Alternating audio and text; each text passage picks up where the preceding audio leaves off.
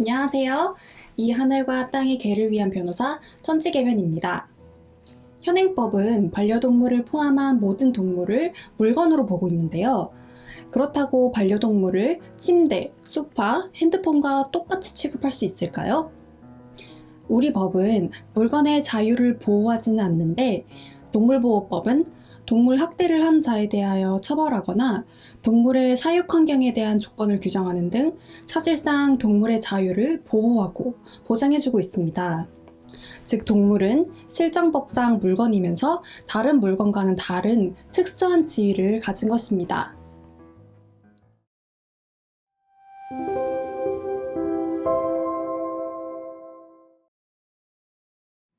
우리 법이 동물을 특수한 물건으로 보고 있다는 점은 판례에서도 명확히 나타나고 있습니다. 법리적인 이야기를 하지 않을 수 없는데요. 일반적으로 민사법의 통설과 판례는 물건이 손괴되었을 경우 소유자가 입은 손해는 물질적 손해에 한정하고 특별한 사정이 없는 한 소유자가 입은 정신적 손해는 배상의 대상이 아니라고 보아 위자료를 잘 인정해주지 않습니다. 누가 갑자기 제 핸드폰을 던져 깨뜨려도 핸드폰 값만 배상받을 수 있지 핸드폰을 잃은 정신적 고통에 대한 위자료까지는 청구하기 어려운 것이죠. 즉 동물을 핸드폰과 동일한 물건으로 본다면 동물이 상해를 입더라도 주인은 동물의 치료비는 청구할 수 있겠지만 위자료는 청구하기 쉽지 않겠죠.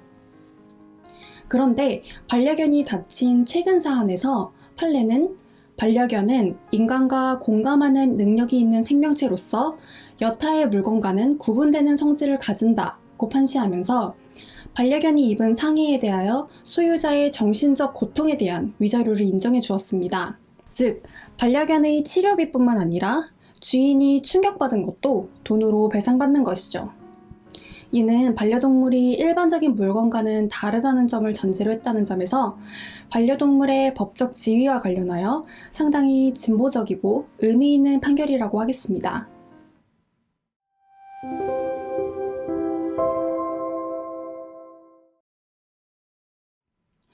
외국의 경우는 동물의 법적 지위가 법에 어떻게 규정되어 있을까요? 오스트리아 민법은 동물은 물건이 아니다. 동물은 법률들에 의해 보호된다. 물건에 관한 규정들은 유사한 규정들이 존재하지 않는 때에 한하여 동물에 대해 적용한다고 규정하고 있어 세계 최초로 동물을 물건이 아니라고 천명한 바 있고 독일 및 스위스도 민법에 유사한 규정을 두고 있습니다.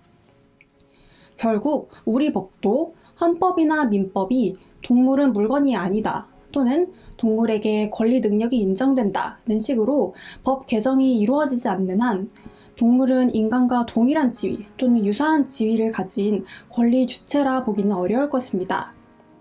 실제로 물건에 관한 민법 규정인 민법 제98조가 물건을 생명이 있는 물건과 생명이 없는 물건으로 구별하지 않아 반려동물 소유자의 재산권 등 기본권을 침해한다는 취지로 헌법 소원 심판이 제기된 적이 있긴 합니다.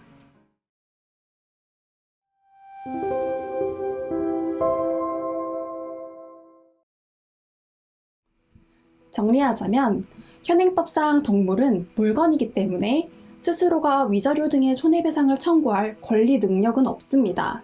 다만 최근 들어 우리 법은 동물을 인간과 물건의 중간 단계인 특수한 물건으로 보아 동물에 대한 시각이 많이 변화하고 있다는 것을 알 수 있습니다. 하지만 진정 동물의 권리가 인정되는 세상이 오기 위해서는 결국 동물이 물건이 아니라는 점을 명확히 하는 법 개정이 반드시 이루어져야 할 것입니다.